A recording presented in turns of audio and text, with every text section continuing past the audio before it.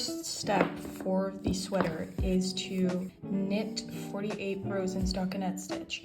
But I want my sweater to be striped, and honestly I still think the stripes should be wider because I started out with 18 and now I did 20, and I feel like 22 would be even better. But now I kind of have a little bit of an issue because this is like the construction of the sweater. These are the shoulders, like the saddle shoulders. This is what I started doing. I started, working like this because I work down. The problem is I'm gonna have to start picking up stitches along the sides and then continue working back and forth. But I have to pick up 2 out of 3 stitches every time, so it's not going to be the exact same amount of stitches as I have per like row of colors here. So I did 20 stitches, but I have to pick up 32 total, and they have 48 rows. So it's just not going to correlate nicely, and so I don't know what to do. And now I'm debating on making those saddle shoulders not striped and just one color so that I can just continue or start working the body in color without having to think about this. Because when I draw it, it makes sense, like, oh yeah, they connect. But when you just look at the construction, that just wouldn't add up. So I don't really know what to do because I'm already halfway through this one. So I don't know. Hola, mis amores. I'm sorry that I have no tripod with me here. I'm at home and I keep my quote-unquote filming equipment at home. I'm gonna start working for school, but I quickly wanted to update you. I didn't film as much at the beginning of this process because I was just really frustrated with how this pattern was written, and I don't want to dwell on it too much because I was just getting really annoyed.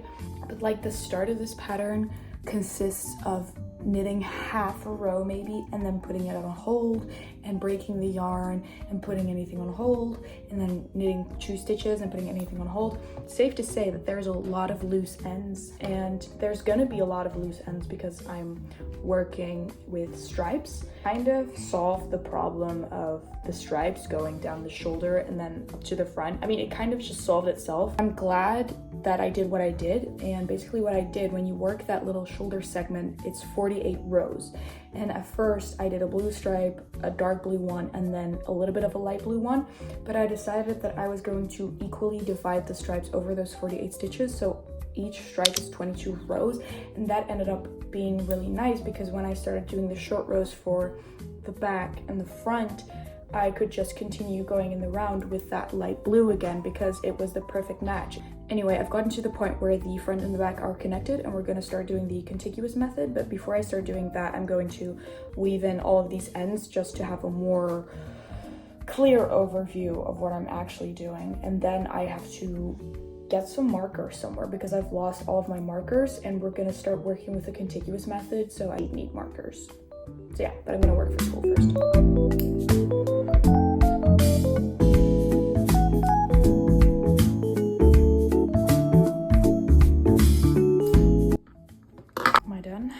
No, there's more.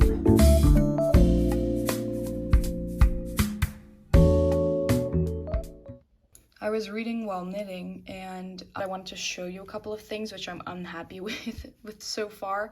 When I picked up stitches along the side, it should have looked like this, just clean, but it only looks like this on one of the 4 sides because it looks like this on all 3 other sides. I picked it up differently somehow so that these light blue stitches pop through on this side but not on this side, so I don't know how I can fix that.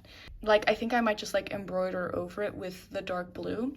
And also I was struggling with how I was gonna incorporate the stripes, and I thought I had it figured out, but I actually don't. I should have started with the dark blue as long as I was doing my short rows on the front and on the back, and then I could have switched to the light blue and it would have still followed up the dark blue perfectly on the sides for like the stripe pattern.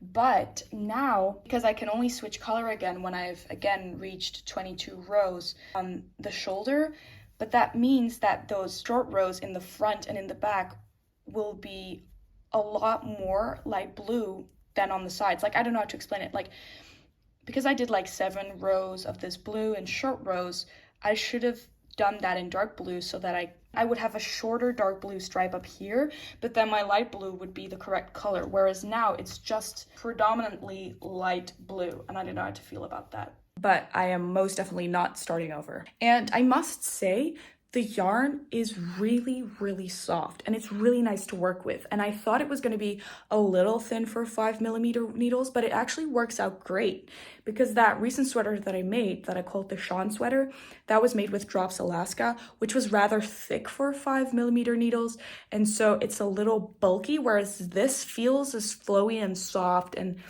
sophisticated as a 4mm, if that makes sense. Now I'm basically just working on the increases for the shoulder with a contiguous method. Besides the fact that starting up the project was a lot of putting stitches on hold, cutting stitches, etc., I think it's working up pretty nicely now, and I quite like the combination of that contiguous method. I'm just like pissed with myself that I didn't do that little bit of dark blue so that my light blue stripe would be right, because now it's going to be a lot of light blue, and only then are the stripes going to start, you know? So I don't want it to look like I meant to start my stripes lower, because I didn't, and I don't like that look. I know it's like fashionable right now, but that's just not my style. But I'm gonna make some tea now, so see you later. I hope you can see me. It is 5:50 p.m. right now.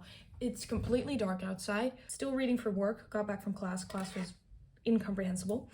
I changed to the dark blue, thank God, because this was all I had left of the second skein of the light blue. So we're trotting on. I'm going to the supermarket right now, and then I'm going to my Pilates class. I wanted to update you on the body, and we made a nice, seamless connection to the dark blue.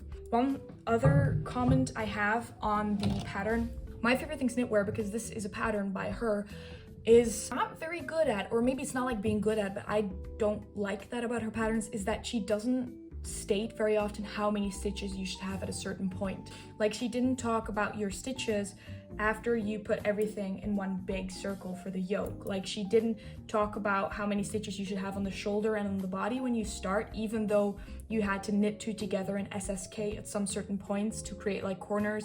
And so I didn't know if that stitch had to go before or after my marker. And so I don't really know, like, I know I have to do 20 increase rows now, but that's all. Like, she didn't state like how many stitches I should have at the beginning. And I don't even think she states how many I should have for the front, back, and then the two arms. That's going to be annoying to figure out, but that's not for now because I've only done like 10 increase rows or something. But it's going to be a huge yoke. It's going to be like 366 stitches or something like that.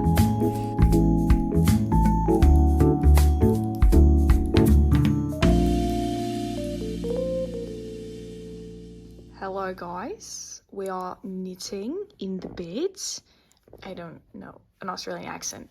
No difference, except that I'm in my bed because I'm taking a little break from doing research, which I don't like, and I just wanted to be in the comfort of my own bed. So we're knitting, we're still going, it's going great.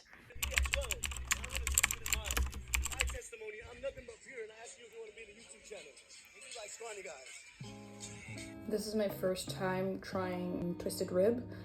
At first, I thought I wouldn't like it, but I've sort of convinced myself that I do now.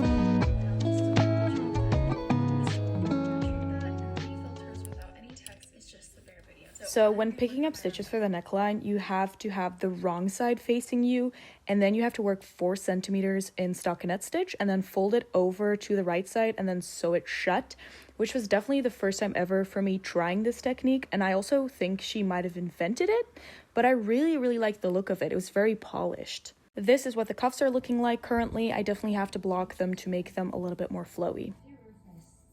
Okay, so I'm sorry, but I'm laying it on the floor because I just have the best lighting here.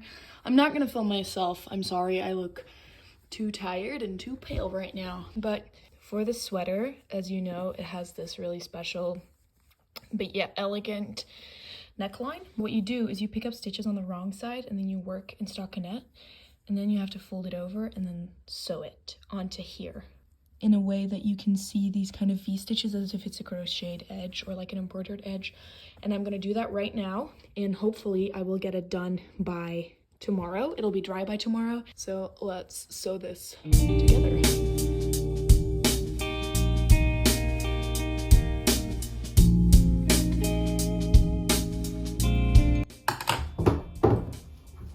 Hi guys, I'm gonna make this quick. I don't even know if I'm in frame, but what I do know is that I did get dressed just for this little segment. I'm studying for finals currently, so normally I don't wear makeup or earrings or whatever. My hair is greasy, so I pulled it back in a hairband. I know this video was kind of short, but I just don't really know or don't have the skill to make B-roll footage really interesting, and I don't feel like I can say that much about a sweater that I'm knitting. I know there are people who can fill up voiceovers in a lovely way. I'm not one of those people. So this sweater was a bit of a trial and tribulation, as you saw. It took a while for me to get the hang of it.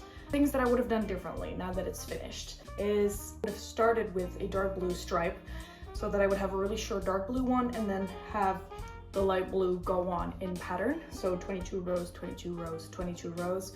Now instead I just have a really big piece, and now it just kind of looks like the stripes were supposed to start really low, which is the look I do not like. The neckline though is really nice and clean. It's very sharp. I really like this technique, and I think I'm definitely gonna use it for other sweaters too. And I really like the way that you can see like the cast off here. It looks like a crochet or embroidered edge that way.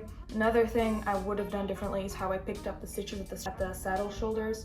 I did embroider on top of them with the correct color, but as you saw earlier, I picked them up incorrectly, and so the colors peek through where I picked up the stitches. I just feel like the yoke or like the top when I'm wearing it looks a little bit messy here and here, but the rest of the sweater looks really nice. Blocked the sweater, but I only blocked the cuffs and the bottom just because I felt like the top or like the body didn't really need any blocking, and also because I just had to get it dry as quickly as possible because I wanted to wear it for Christmas the day after. I didn't end up wearing it because it was going to be too warm and it just didn't really go well with the skirt that I wanted to wear, but now I just have a really nice sweater. It is really warm, it's really soft, it's really nice, and just to finish off the video, I'll put it on for you, and then I have to continue working for school. Let's try it on. I have to make sure that my headband stays on nicely. Felt kind of weird making the sweater cropped. Yeah, so here it is. Perfect length for the sleeves. It has a nice drape to it, I feel like. What I think looks a little weird is how the shoulder kind of peaks here. It doesn't lay as flat. I feel a little, there's a mirror there. I feel a little bulky when I'm wearing it. But when I combine it with like some feminine earrings and a headband and makeup, I feel really nice. I don't know if you get what I mean when I say like this looks messy, the way it's picked up. It doesn't look as polished as I would have liked it to be. I don't know if it bothers me that much that this stripe is longer than the others, but ideally they would have been an equal length. But yeah, that's it for the video. If you enjoyed this video, I know it was a little shorter, but I wanted to keep it snappy, so I added some moving text and stuff. If you enjoyed this video, please subscribe. I always feel really weird asking for that, but I mean, it's what you do when you make YouTube videos. Please subscribe. If you want to buy my patterns, they're on Ravelry. You can access my Ravelry or my other patterns via my website, or just go to my Ravelry. My Instagram, my TikTok, my YouTube, and my Ravelry are all at Monsters Inc. It's all the same. All the links are in the description, and you can also find all of the links on my website. So thank you for watching, and please let me know in the comments if you want more of like these vlogs surrounding just one knitting project. I don't know if it was going to be interesting to make a video solely about one project. Also, if you watched my video that I published last week about everything that I knit in 2023, you saw that this one was just the yoke when I showed it to you. So you could watch that video and come immediately to this one if you want to see the finished project. So thank you for watching, and I'll see you in the next video. Bye bye.